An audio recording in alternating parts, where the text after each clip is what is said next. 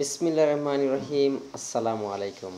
প্রিয় শিক্ষার্থী, আমি তোমাদেরকে এখন দেখাবো কিভাবে বাংলা থেকে ইংলিশ ট্রান্সলেশন করতে হয়। আজকে আমরা দুইটি নিয়ম আলোচনা করব। একটি হচ্ছে ইচ আদার, আরেকটি হচ্ছে ওয়ান অ্যানাদার। এই দুইটির ব্যবহার হচ্ছে মূলত যখন পারস্পরিকতা বোঝায়, অর্থাৎ যেমন এই দুই বন্ধু পরস্পরকে সাহায্য করে। এই দুই বন্ধু পরস্পরকে সাহায্য করে, এখানে পরস্পরকে কথাটা আছে। পরস্পরকে কথাটার জন্য আমরা ইংরেজি লিখব হয় ইচ আদার অথবা ওয়ান অ্যানাদার। এক্ষেত্রে মনে রাখতে হবে দুইয়ের ক্ষেত্রে ইচ আদার এবং দুইয়ের চেয়ে বেশির ক্ষেত্রে ওয়ান অ্যানাদার। যেমন এই দুই বন্ধু পরস্পরকে সাহায্য করে।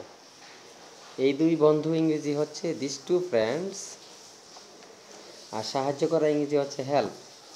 এই দুই বন্ধু পরস্পরকে সাহায্য করে, this two friends help each other. আবার এই সেন্টেন্সটিকে যদি আমরা এভাবে লিখি, এই দুই বন্ধু পরস্পরকে সাহায্য করে না লিখে এই পাঁচ বন্ধু পরস্পরকে সাহায্য করে, তাহলে হবে this five friends help one another. অর্থাৎ দুইয়ের ক্ষেত্রে ইচ আদার, দুইয়ের চেয়ে বেশির ক্ষেত্রে ওয়ান অ্যানাদার। 3, 4, 5, 6 এভাবে যত বেশি হোক না কেন এগুলোর ক্ষেত্রে ওয়ান অ্যানাদার, আর শুধুমাত্র দুইয়ের ক্ষেত্রে ইচ আদার। ঠিক আছে, থ্যাংক ইউ, আল্লাহ হাফেজ।